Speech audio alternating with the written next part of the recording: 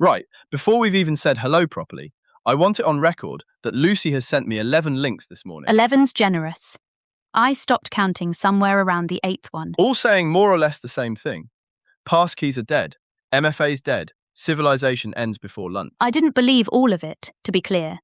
But by about link 6, I genuinely wasn't sure what I believed anymore. Which isn't a great place to be by 9 in the morning on a Monday. And slightly inconveniently, this wasn't even meant to be today's episode. No. We were supposed to be doing part 2 of the GRC series. Risk. Which, given what happened this week, feels almost suspiciously well-timed. Exactly. Because I could spend 28 minutes explaining risk registers, likelihood, impact, and treatment plans. Or we could look at what happens when the real world drops 2 perfect examples of risk management straight into our lap. One involving passkeys. One involving MFA. And both involving people making assumptions about controls they thought were doing more than they actually were. Which, frankly, is risk with a capital R. So part 2 of GRC isn't cancelled. This is it, just without the spreadsheet.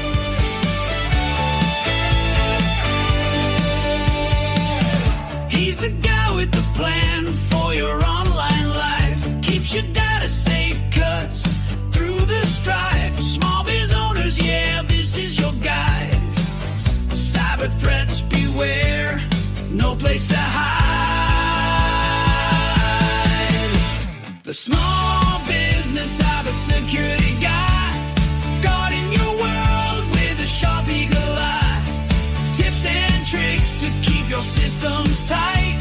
Stay secure, stay strong in the digital fight.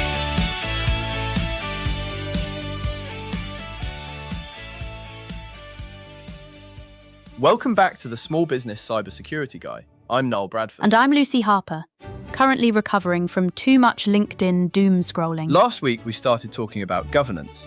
Who owns decisions? Who gets to say yes? Who gets to say no? Who carries the can when nobody does either? And this week was meant to be risk. Which it still is. Because risk isn't a coloured box on a spreadsheet.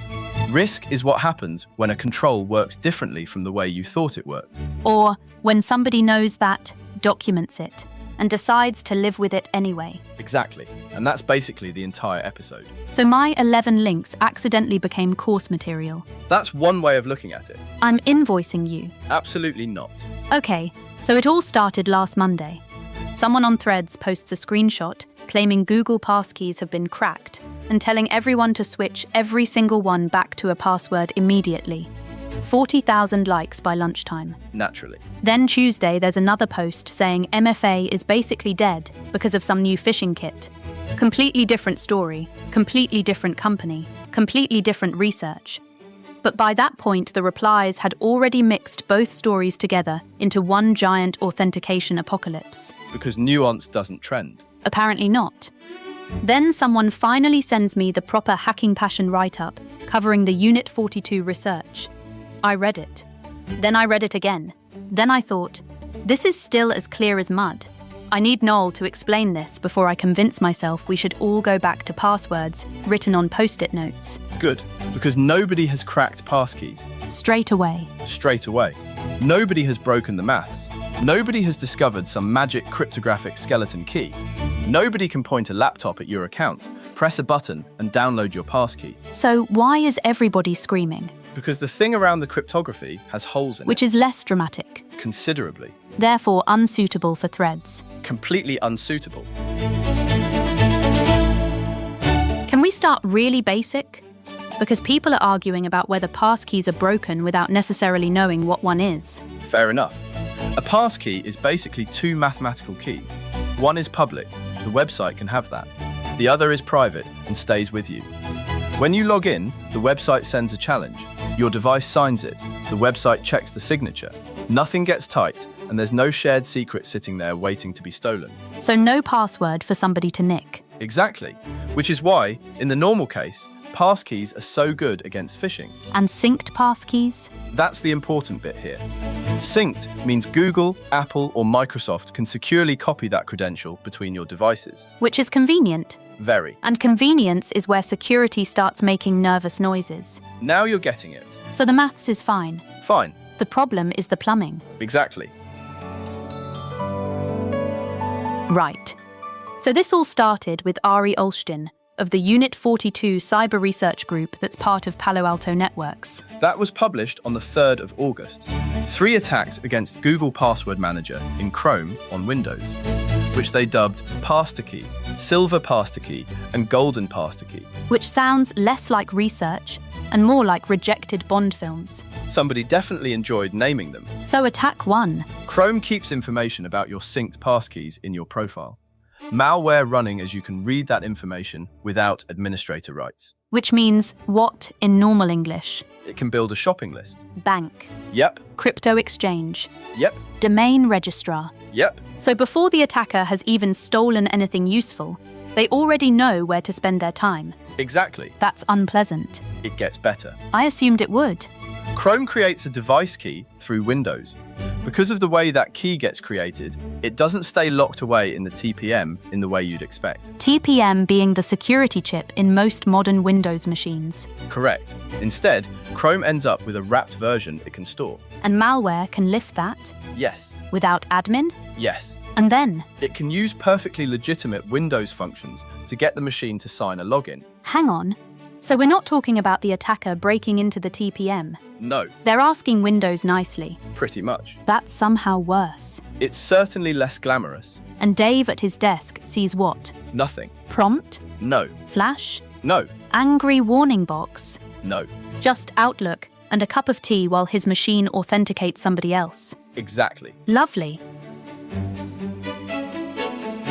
This is the one that lost me when I first read it. Silver passkey. There's another key involved. Yes, The one proving a human actually confirmed the login. right. Fingerprint, face, PIN, whatever. Exactly. And the enrollment process can get left half-finished. That's the heart of it. Chrome can effectively leave an empty slot waiting for that verification key. On Google's side. Yes, And the system doesn't sufficiently prove where the key filling that slot came from. correct. So an attacker who already has malware running on the machine can force the enrollment path to start again. Yes, Then fill that empty slot with their key. exactly. Right. That's the sentence people needed. Because online it was just, your passkey can be stolen. Which is technically exciting and practically useless. And once that attacker has their key registered, Your machine no longer has to be online. that's the bit that bothered me. It should. Laptop off. Doesn't matter. In a drawer. Doesn't matter. I'm in Spain. Enjoy the sangria. They're still logging in. Yes, That's materially different from attack 1, completely. which again makes the passkey's broken headline useless. Because it hides the actual risk. Right. 32 bytes. The number everybody suddenly became an expert on this week. The security domain secret. Which sounds like something you shout before launching a spaceship. It's basically the master secret used to decrypt your synced passkeys. And it was supposed to live where? Securely within the sync system. But during setup? It reached the device. And at one point, Chrome literally logged it. In full. That's not hacking. No, That's Control F. pretty much. They stopped logging it. They did. Problem solved? No. Of course not. Because removing it from the log doesn't stop the secret passing through memory during setup. So the attacker forces the enrollment process again, Yes, watches memory, yes, pulls out the 32 bytes. yes. And now they can decrypt synced passkeys offline, That's the research. which is serious, Very. but still not cryptography cracked. No. More like somebody built Fort Knox and then emailed the loading dock schedule to the burglar. That's much closer. And the ugly bit is that secret can't simply be rotated. That's what makes it nasty. Password change? Doesn't fix it. New laptop? Doesn't fix it. Passkey created next year? Same underlying secret. So that's the bit people should care about. Yes, not because 32 bytes is somehow weak. 256 bits is enormous cryptographically. Nobody is brute forcing it. They're just reading it. Exactly. Brilliant.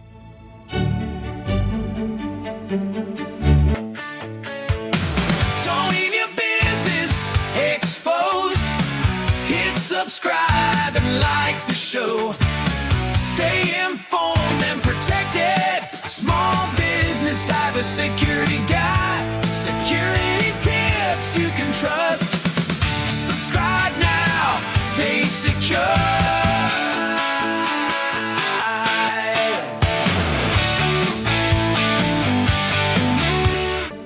Right. Now the bit that actually annoyed me. Go on. Olstein reported part of this properly through Chromium's bug process. 2nd of December last year. Yep. The response effectively says the behavior is intended because synced passkeys can't maintain the same counter across every device. Yep. Then someone points out the counter also resets on macOS, where the device isn't even syncing, Yep. and they close it anyway. Yep. There it is. Because that's bollocks. I knew we'd get there eventually. No, genuinely. This is the bit that annoys me more than the memory dump. Bugs happen. Security software contains bugs. Chrome contains bugs. Windows contains bugs. Everything contains bugs because humans write software and humans are spectacularly creative at cocking things up. Inspirational. But somebody reports a detection mechanism isn't behaving the way everyone thinks it behaves. You investigate it. You discover the edge case is even stranger than first reported. And then you close it as intended. That's a decision. Exactly. And this is where our supposedly postponed GRC episode suddenly walks straight back into the room. The technical flaw is the vulnerability, the decision to accept its risk management, who had authority to accept it, what evidence they used, what impact they considered, and whether anyone reviewed that decision later. That's governance. So we've somehow ended up doing part 1 and part 2 at the same time. Welcome to GRC in the real world. It refuses to stay in neat little boxes. And I think that's what got lost in most of the coverage. Everyone wanted the dramatic stolen passkey story. Hardly anyone wanted the dull question of who decided the trade-off was acceptable. But that's the question business owners should recognize, because they make versions of that decision every day. We know this control is weak. We know this machine is old. We know this supplier account is shared. We know Dave still uses SMS because changing it might upset Dave. Poor Dave. Dave will survive. Probably. Then 6 months later, somebody asks how the breach happened. It happened because everyone knew. Nobody owned the decision. That's a much more uncomfortable answer than hackers are clever. Which is precisely why I prefer it. Right. Now we need to untangle the other story. Completely separate issue. Different company. Different attack. Different week. Same social media soup. This one matters more immediately to a lot of small businesses. I agree. Because plenty of them aren't using Google Passkeys. They're using Microsoft 365. They've MFA turned on, and they think the sentence ends there. Unfortunately, no. Zero Beck found a campaign using a phishing service called Greatness. It's been around for years. You can rent access for roughly the cost of a decent office chair. Which should terrify you more than the name. Around $290 a month. For the ability to sit between a victim and Microsoft login. Password goes in. Attacker sees it. MFA code goes in. Attacker relays it. Microsoft authenticates. Attacker steals the resulting session. So MFA hasn't technically failed. Correct. It worked perfectly. Correct. For the wrong person. Exactly. That's a horrible sentence. But an important one. And the emails themselves were awful from an authentication point of view. Failed checks all over the place. SPF bad. DKIM bad. DMARC bad. Which should have killed them. Except somebody had trusted the sender. There you go. You're getting a handle on this. Again. Again. Not a 0 day. No. Not quantum computing. Nope. A setting. A bloody setting. And there's your risk lesson again. Exactly. Somebody added a trusted sender because at some point it solved a problem. The problem went away. The trust stayed. Nobody reviewed it. Risk changed. The control didn't. Which is probably a better explanation of risk management than half the training courses I've seen. Because risk management isn't writing down what might go wrong once a year. It's noticing when reality has moved underneath the controls you already have. The device code version is even nastier. Because the victim gets sent to Microsoft's real login page. Not a fake copy. The real one. Correct address. Yep. Proper certificate. Microsoft branding. Oh yes. So all the training saying check the web address suddenly isn't enough. Correct. Explain what they're actually doing. The attacker creates a device login flow. Microsoft gives that flow a short code. The attacker persuades the victim to enter that code into Microsoft's genuine page. And the victim thinks they're signing themselves in. Yes. But the code belongs to the attacker's session. Exactly. So approving it effectively says, yes, Microsoft, please let that other device into my account. That's it. That's horribly elegant. Criminals do occasionally build good user journeys. That's bleak. Accurate, though. And when one phishing platform gets taken down, The technique survives. new domains, New branding. new Telegram channel, Same idea, cybercrime SaaS. basically. I hate that sentence too. And then Microsoft walks into this episode with impeccable timing. 13th of July. Message Center Notice MC1426371. Rolls straight off the tongue. Microsoft is retiring its own SMS and voice authentication for Entra ID. Not recommending people move away from it. Retiring it. Good and not before time too. SMS and the whole cellular phone network has been insecure for years. There's a really good Veritasium video on YouTube where they break down how it's done. And from the 1st of September, Passkeys become the default authentication experience. Which is now very close. Users relying on SMS or voice will start getting prompted to register something stronger. So help desk jockeys out there need be ready. Oh yes, all those MSPs that let their customers use SMS are going to be having a busy few days. Even with a couple of my customers, we're trying to drive this issue home. Then Microsoft introduces the route for organizations that genuinely need external telecom authentication. Fine. But even that's flawed. On 1st of February next year, Microsoft's own SMS and voice service stops. Excellent. You sound delighted. I'm delighted. Why? Because we've spent years pretending SMS MFA is somehow modern security because it's technically two factors.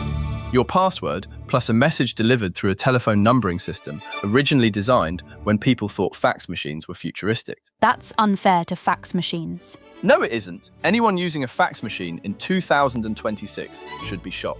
I can't think of a real reason other than working with the Japanese, who still use floppy disks for crying out loud. And Lucy, please don't get me started on legacy tech. This episode will go on forever, just out of interest, and we'll do a full episode on this. But here's a question I'm sure I know the answer to. Have you ever used a fax machine, or even seen one in action? Nope, but I'm not old like you. So going back to the topic if we may.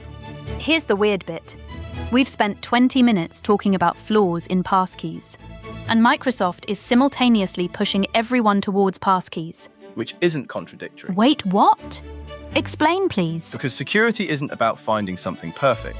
There's no perfect. It's about choosing the stronger option against the attacks you actually face. So a passkey with a narrow implementation flaw that requires an attacker already running code on your machine. It's still vastly better than a text message that can be phished, relayed, intercepted, reassigned, or socially engineered. That's the important comparison. Exactly. If your security strategy can be overturned by one TikTok video with dramatic music, you don't have a security strategy. You've an algorithm deciding your risk appetite. There you go. That's going on the artwork. Right. We should probably answer the thing everyone actually clicked for. Passkeys dead? No. MFA pointless? No. Should everyone revert to passwords? Absolutely not. Should everyone ignore the research? Also no. There we are. That's the grown-up answer nobody wants. Irritatingly nuanced. Passkeys are still excellent against phishing. MFA still stops enormous amounts of account takeover. What this research shows is that neither one absolves you from securing the device underneath it. Or reviewing the rubbish somebody trusted 4 years ago. Exactly. So the real theme isn't actually passkeys. No. It's assumptions. That's exactly what it is. We assume the security chip means the whole chain is secure. We assume MFA means the login can't be stolen. We assume trusted senders are still trustworthy. We assume settings made 5 years ago still make sense. And attackers live in the gap between those assumptions and reality. Precisely. Want the deep dive? Check the sources. All the details, guides, and courses. Hit the blog for scripts and more. The Small Business Cybersecurity Guide.co.uk. The blog. Real security. No fluff. Right. No consultant waffle. No, consider reviewing your cyber posture. Agreed. What do people actually do? 3 buckets. Today. This month. High risk. Much better. Today, if you use Microsoft 365, Check who still relies on SMS or voice MFA. Move those people towards Authenticator or Passkeys now. Don't wait until Microsoft starts nudging them. And while you're in there, Review trusted senders, trusted domains, and mail rules that bypass filtering. If you don't know why something is there, find out. If nobody can remember why it's there, that's your clue. this month, Check registered devices and sessions on your important accounts. Remove things you don't recognize. Train staff never to enter a device code they didn't initiate themselves. that's probably a 30-second training point. Exactly. Did you start this login? If the answer is no, stop. High risk, Physical security keys. banking, Yep, domain registrar, absolutely. finance, Definitely. payroll, Yes. admin accounts. Without question. And now everybody asks which key. Of course they do. Go on then. I use an Authenttrend key myself. Fingerprint built into the key. FIDO2. Works well with Entra. Nobody paying us? Nobody paying us. Good. YubiKey is the obvious established alternative. Google's Titan is another. There are plenty of options now. Fingerprint versus simple tap? Different trade-offs. A basic tap key is cheap, simple, and reliable. A fingerprint key adds assurance that the person holding the key is actually the person who enrolled it. So not magic, No, just better authentication, exactly. which feels disappointingly sensible after 28 minutes of chaos. Security usually does. So the verdict for anyone still doom scrolling. Passkeys dead? No, MFA pointless? no. TikTok cybersecurity advice? Depends whether the person shouting at you has read the research. And apparently this was our risk episode after all. It was probably a better one than the episode we'd planned. That's slightly worrying for whoever wrote the original one. That was me. And it's all recorded, production done, etc., even scheduled to publish. I might release it later this week as a bonus episode. Ah, Thanks. sorry. But that's the point. Risk isn't theoretical. It isn't a heat map somebody updates before an audit. It's asking whether the thing protecting your business still works the way you think it does. It's asking what has changed. It's asking what assumptions you're carrying around because nobody has challenged them recently. And when somebody finds a gap, Somebody has to decide what happens next. which takes us straight back to governance. Exactly. And next in the GRC series, Compliance. the exciting one. Behave. I'm trying. And before anybody skips that one because they think compliance means forms and policies, it doesn't. Well, not entirely. Strong sell. We'll fix that next time. I'm Lucy Harper. And I'm Noel Bradford. This has been the Small Business Cybersecurity Guy. See you next time. Right, before we let you go completely, let's have a quick chat about the boring but necessary legal bits. Don't worry, I'll make this as painless as possible. First up, and this is important, everything we've said today represents our own personal opinions and experiences. These views are ours alone and don't represent any organisation we work for, any employers, advertisers, sponsors, or anyone else who might be connected to the show. When we're giving you advice or sharing our thoughts, that's coming from us as individuals, not speaking on behalf of anyone else. Everything we've talked about today is for general guidance. It's meant to point you in the right direction, but it absolutely shouldn't be treated as professional advice tailored specifically to your business. Your situation is unique. What works brilliantly for a Birmingham bakery might be completely useless for a Manchester marketing agency. We do our very best to keep everything accurate and current, but let's be honest here. The cybersecurity world moves faster than a caffeinated squirrel being chased up a tree by Mauvin's Jack Russell. Things can change between when we record and when you're listening, so always double check critical technical details with qualified professionals before you go making major changes to your systems. If we've mentioned any websites, products or services, we're giving you information, not necessarily giving them our seal of approval. We can't be responsible for what happens on their end or if things go sideways when you use them. Some things we recommend might involve affiliate partnerships. We'll always flag those when they come up because transparency matters. Now, if you're dealing with serious cybersecurity incidents, actual data breaches, or gnarly legal compliance issues, please talk to proper professionals, rather than just relying on podcast advice. We're here to educate and help you understand the landscape, not to replace your security consultant, solicitor, or IT team. This has been a Small Business Cybersecurity Guy production. Copyright 2025, all rights reserved.